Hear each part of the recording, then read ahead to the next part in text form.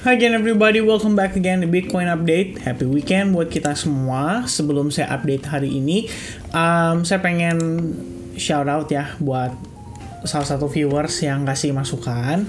Jadi seputar pembahasan di YouTube sebetulnya mungkin katanya lebih ideal, lebih banyak membahas tentang sentimen, kemudian tentang news atau tentang isu dan lain sebagainya.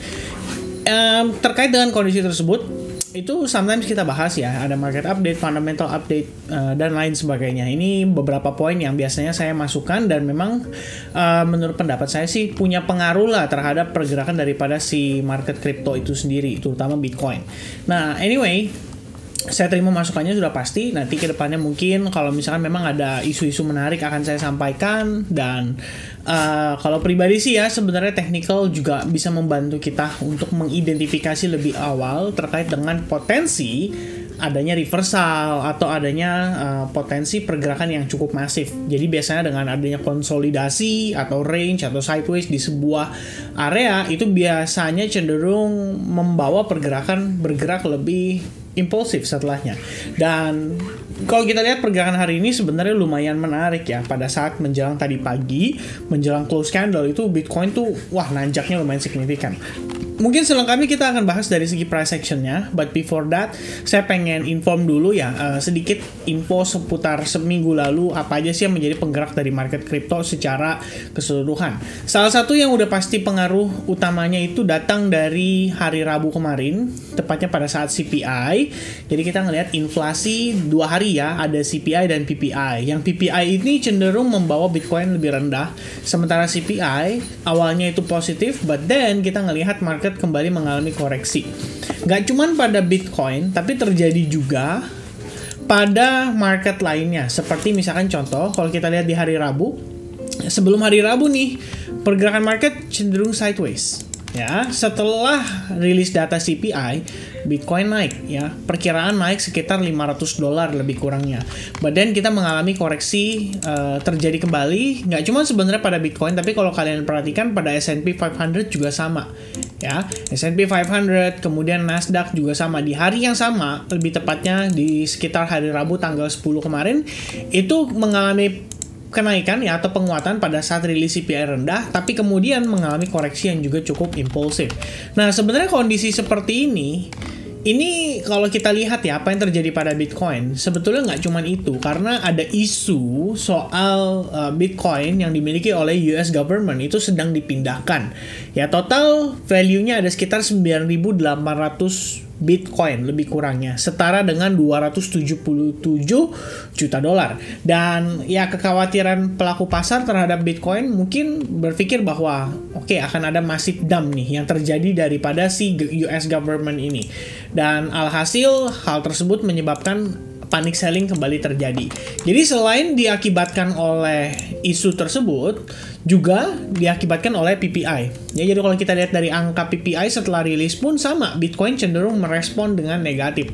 Reasonnya simple, karena kenaikan PPI ini berarti bisa menyebabkan inflasi pada rilis data berikutnya itu cenderung meningkat. Nah, cuman pada pergerakan tadi malam, lebih tepatnya tadi pagi ya, sekitar jam 2 sampai jam 4-an itu saya ngelihat pergerakan cukup volatile dan Bitcoin langsung merespon area yang kita antisipasi berpotensi menjadi area akumulasi kembali dari para bigger players.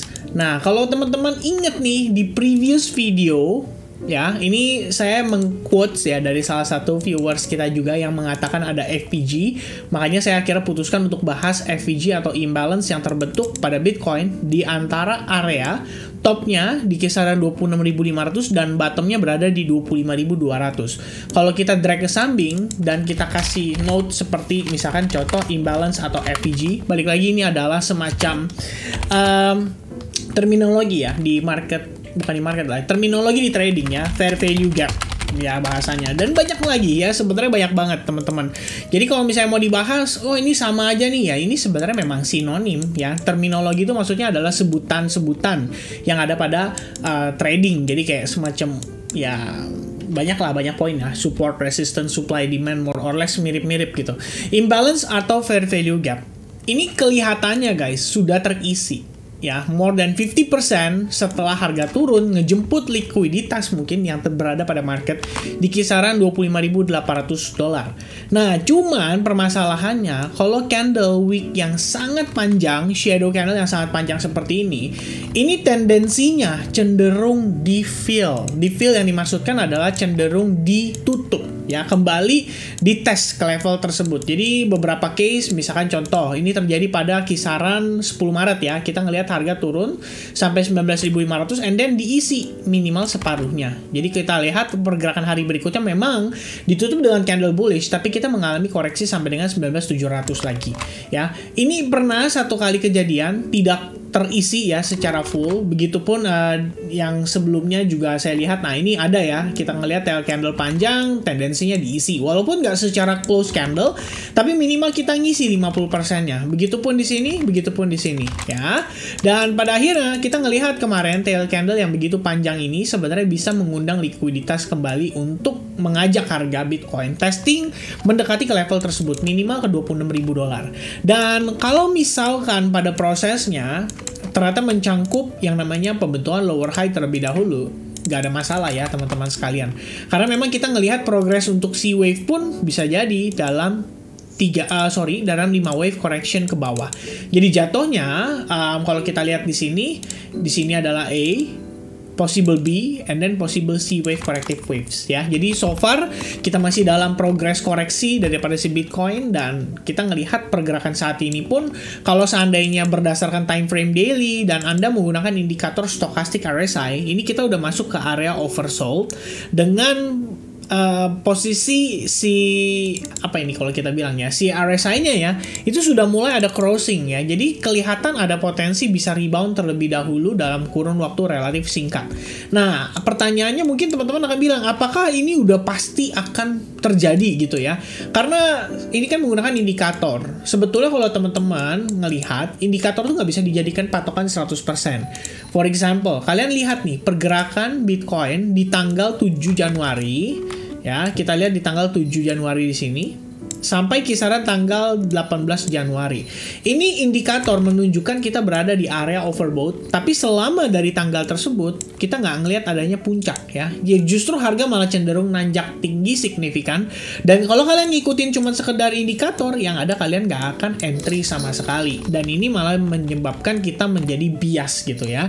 Jadi yang namanya indikator tidak bisa dijadikan patokan 100%. Cuman dengan kita melihat price action juga, ya, di mana Bitcoin somehow berhasil bertahan di atas lowest price pada tanggal 27 Maret 2023, dan kita ngelihat harga itu berhasil loh close di atas level itu serta membentuk potensi sebuah pin bar.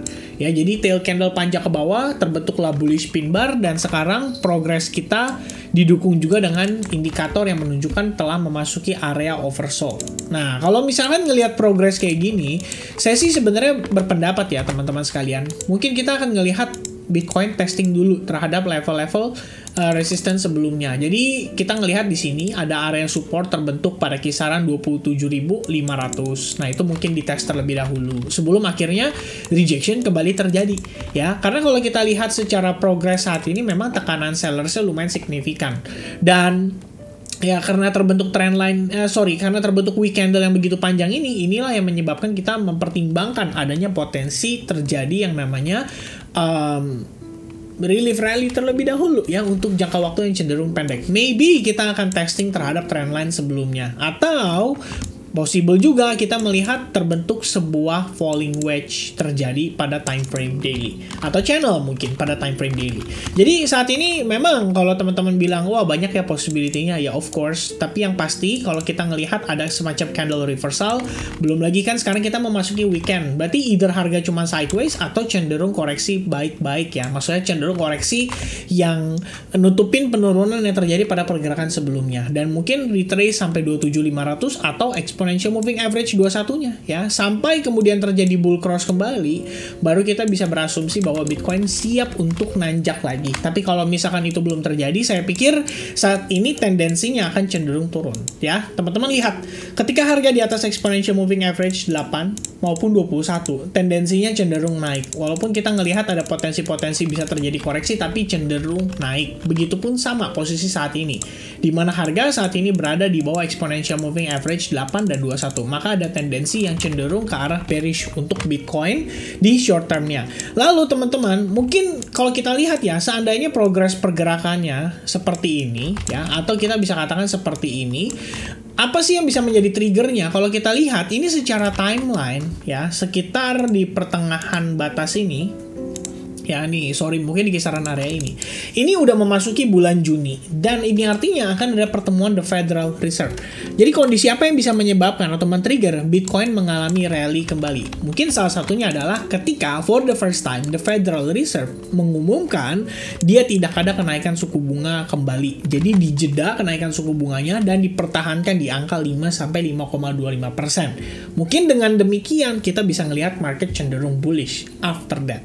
Oke, so itu bisa menjadi take note penting. Jadi proses saat ini tidak perlu khawatir ya, secara keseluruhan yang perlu saya take note oleh teman-teman, untuk teman-teman adalah bagaimana kita melihat bahwa proses ini ada potensi hanya sekedar untuk higher low-nya saja.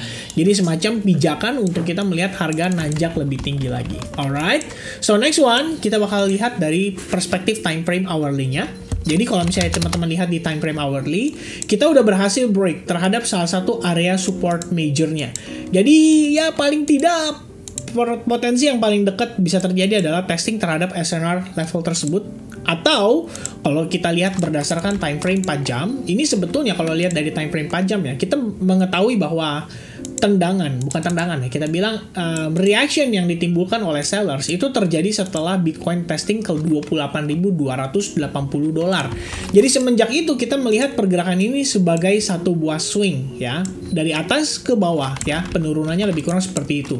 Jadi teman-teman sekalian bisa gunakan Fibonacci retracement untuk mencoba mencari tahu potensi daripada sejauh mana kenaikan atau retracement yang bisa terjadi pada Bitcoin. Dan area yang memiliki confluence itu sebenarnya di Fibo 61,8%, yakni di area $27.300. Itu yang paling dekat. Nah, kalau misalkan kita ngelihat saat ini di time frame hourly, karena semalam kita ngelihat ada fake out yang terjadi ya. Begitu area imbalance atau FVG yang kita sempat bahas sebelumnya itu di cover, itu harga langsung bereaksi lumayan lebay, nanjak satu candle full di time frame 1 jam, dan bahkan untuk 2 jam berikutnya pun kita ngelihat pergerakan cenderung nanjak dan cukup signifikan. Bahkan di sini saya katakan membentuk yang namanya V formation, dan kondisi ini bisa menjadi indikasi awal dari rebound yang akan berpotensi terjadi pada Bitcoin. Jadi kita bisa ngelihat dia break terhadap area supply yang ada di sini, kemudian dia akan testing terhadap area SNR yang di 27.300, dan base case scenario mungkin kenaikannya bisa sampai mendekati area $28.200. Tapi tidak menutup kemungkinan bahwa pada level tertentu akan terjadi rejection kembali, dan rejection ini sebetulnya adalah opportunity untuk kita manfaatkan melakukan short. Nah, cuman karena posisi saat ini kita ngelihat momentum buyersnya itu terbentuk pada time frame yang lebih kecil. Berarti kan kita tahu nih, secara jangka pendek ada possibility market bisa mengalami rebound terlebih dahulu. Nah, buat teman-teman mungkin yang mempertimbangkan untuk manfaatkan long, waspada aja bahwa Anda sedang transaksi di bagian dari koreksinya.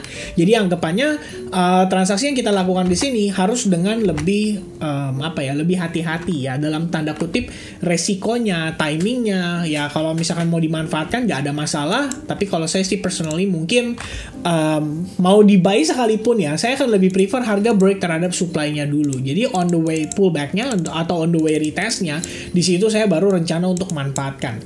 Anggapannya untuk lower time frame, selagi dia memiliki momentum yang cenderung bullish, ya kita manfaatkan dulu lah untuk transaksi hariannya. Jadi kita bisa mencari peluang-peluang untuk melakukan long pada koin-koin seperti ya yang alternatif ya. Mungkin beberapa yang kemarin kita sempat mention ya, seperti di Gala rebound impulsif, potensi rebound dan saatnya akumulasi. Di video Gala pun saya sempat bahas tentang potensi rebound dari Gala, dan kita ngelihat progres pergerakannya so far itu memang bertahan di atas area, ya kita bisa katakan di atas area yang cukup penting ya, yang kita take note di video sebelumnya. Dan kemarin pun saya sempat mention ya sama teman-teman di Advance tentang potensi Gala untuk rebound kembali, dan so far kita ngelihat proyeksi itu ya berjalan sesuai dengan ekspektasi lah. Sejauh ini sesuai dengan ekspektasi ya. Kita belum bilang ini benar-benar perfect, but at least kita ngelihat dia pullback, dia retest ya. Ketika Bitcoin create lower low, Gala itu create higher low, which means Gala punya punya power lah ya, lebih strong dari sisi buyersnya dibandingkan dengan sellersnya. Jadi kalau misalnya kita lihat, ini adalah update kemarin saya lakukan jam 7 malam 19.16 waktu Indonesia Barat ya, UTC +7. Kita ngelihat ekspektasi harga bisa turun dulu testing, dan setelah testing wah ternyata langsung ngedapetin reaction cukup signifikan. Nah dari sini sebenarnya bisa di follow up untuk ditransaksikan. Jadi nanti mungkin untuk Bitcoin sekalipun ya sama ya, kalau misalnya Bitcoin dia berhasil breakout, wah ini bakal jadi sebuah peluang lah untuk dimanfaatkan jangka pendek ya. Paling tidak itulah ya mungkin yang bisa kita antisipasi terlebih dahulu untuk saat ini.